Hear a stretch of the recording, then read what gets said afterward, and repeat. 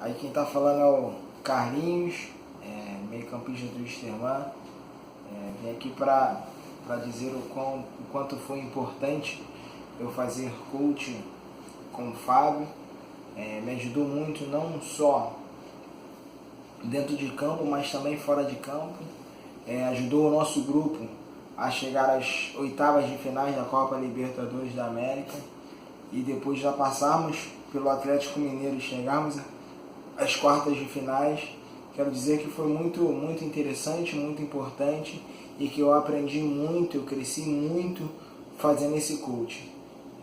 Eu super indico, eu super apoio esse trabalho. Não tinha feito antes com nenhum clube, e quando eu cheguei no Wisterman eu conheci o Fábio e fizemos o coaching pessoal e também em grupo.